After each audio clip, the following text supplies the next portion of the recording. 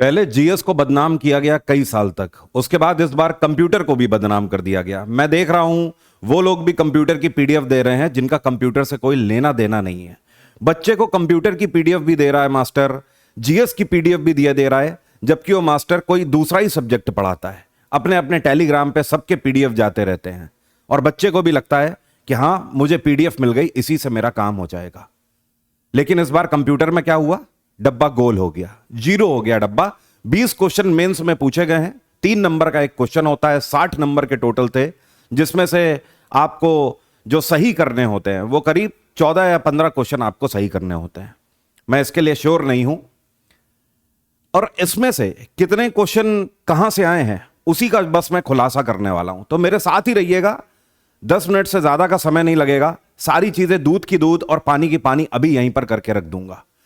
ये जो क्वेश्चन है ये आपका क्वेश्चन नंबर 3 में इस बार पूछा गया था। इस क्वेश्चन को आराम से पहले देख लीजिए, और इस क्वेश्चन में देखो क्या पूछा गया था। ये क्वेश्चन आपका मैथमेटिकल फंक्शन से पूछा गया था, एक्सेल से, और इसमें इसने पूछा था कंडीशन जो पूछी थी, और ये कंडीशन किसकी है, काउंट इफ की कंडीशन पूछी गई थी। अब ध्यान से देखिएगा, ये यहां पर मैंने आपको जो सिलेक्शन वे पर मेंस का बैच लिया था और कंप्यूटर पढ़ाया हुआ है, काउंट इफ की कंडीशन मैंने आपको यहां पर पढ़ाई हुई है, आप क्लियरली देख सकते हो। बाकी आप जूम करके भी इसको देख लीजिएगा। थोड़ा और आगे आते हैं, दूसरा क्वेश्चन यहां पर देखो। अगला जो क्वेश्चन है, बिल्कुल इसीलिए स्क्रीनशॉट के साथ लगा रहा हूं यहां पर कि कोई खोखले दावे नहीं, कोई फालतू की बातें नहीं, क्योंकि ये कहना बड़ा आसान है। मतलब नैरो एस्केप हर कोई ले लेता है। जब बच्चे का सिलेक्शन नहीं होता तो हमेशा जीएस के ऊपर और इल्जाम डाल दिया जाता है कंप्यूटर के ऊपर, जैसे कि अब दूसरा क्वेश्चन देखो यहां पर किससे पूछा गया है, मैलवेयर से क्वेश्चन है, ट्रोजन हॉर्स से क्वेश्चन पूछा गया है। यहां पर भाई मेरे मैंने ट्रोजन हॉर्स भी आपको पढ़ा रखा है, साइबर सिक्योरिटी का अलग से चैप्टर लिया था जिसमें ट्रोजन हॉर्स पढ़ाया हुआ है, पूरा एग्जाम्पल देकर बताया था, उसी की फंक्शनिंग पूछी गई है। इसके बाद आ जाओ, जो अगला क्वेश्चन आपका कंप्यूटर में पूछा था, ये 15वें नंबर का क्वेश्चन है, नेटवर्किंग से क्वेश्चन था, ओएसआई मॉडल पूछा था, और इस मॉडल में आपसे जो लेयर पूछी थी वो थी नेटवर्क लेयर। ये नेटवर्क लेयर आप देख लीजिए, मैंने आपको ये भी पढ़ाया हुआ है, सिलेक्शन वे का ही है, सब सिलेक्शन वे के मेंस बैच में पढ़ा रखा है।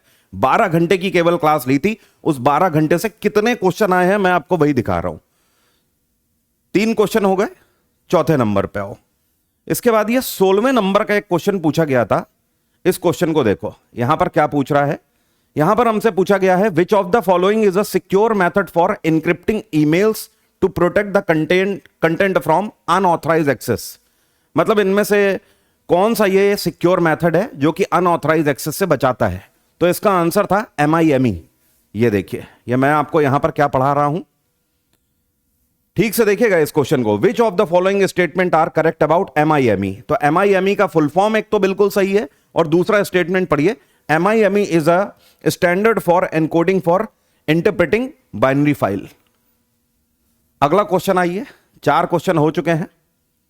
मैं वही कह रहा हूं कि YouTube पर बहुत सारी चीजें चल रही हैं, पीडीएफ भी मास्टर वो वाली बांट दे रहा है जिससे कोई मतलब ही नहीं है, क्योंकि बच्चा गुमराह हो रहा है। बच्चा भी सोच लेता है कि हाँ मास्टर जी के ऊपर बहुत भरोसा है, तो अलग से कंप्यूटर किसी से पढ़ के क्या होगा।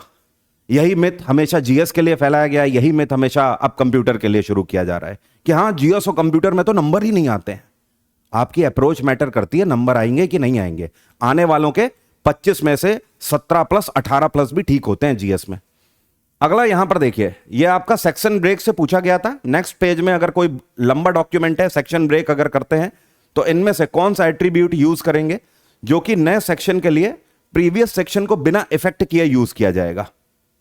तो ये देखिए, यहां पर मैंने आपको क्या पढ़ाया हुआ है, पेज लेआउट पूरा पढ़ाया हुआ है, सेट मार्जिन्स पढ़ाया हुआ है, और ओरिएंटेशन इसका जो मेन फंक्शन है।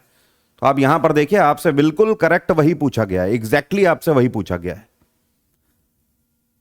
सेक्शन ब्रेक और मार्जिन का कंसेप्ट यहां पर पूछा गया है। अगला क्वेश्चन देखिए, यह 7 नंबर का क्वेश्चन है। इस क्वेश्चन को देखिएगा, इसमें आपका सीपीयू से क्वेश्चन पूछा गया था, फंक्शनिंग से। क्या कह रहा है, यह कौन सा रजिस्टर होता है जिसमें निर्देश संग्रहित होते हैं, मतलब जस्ट सीपीयू ने जिसको डिकोड किया हो, एग्जीक्यूट किया हो, और वो वाले इंस्ट्रक्शन कौन से रजिस्टर में सेव होते हैं। तो ये आपके इंस्ट्रक्शन रजिस्टर में सेव होते हैं। मेरे भाई यहां पर मैं आपको क्या पढ़ा रहा हूं, तीसरे नंबर पे देखो इंस्ट्रक्शन रजिस्टर, इसका काम क्या होता है? Stores current instruction of CPU, CPU के द्वारा तुरंत एग्जीक्यूट किए हुए इंस्ट्रक्शन को सेव करना। इसके अलावा प्रोग्राम काउंटर, एक्यूमुलेटर, ये सब मैंने आपको पढ़ाया हुआ है इसमें। और आ जाओ, और क्वेश्चन आ जाओ, एक दो क्वेश्चन की बात नहीं करेंगे। इसके बाद आ जाओ 13 नंबर क्वेश्चन पे। यहां पर आपसे क्या पूछा गया है? एचडीएमआई को लेकर पूछा गया था और डिस्प्ले पोर्ट। कह रहा है दोनों को जब हम कंपेयर करते हैं, ये कौन सा यूनिक फीचर है जो कि डिस्प्ले पोर्ट के आर्किटेक्चर के लिए यूनिक है।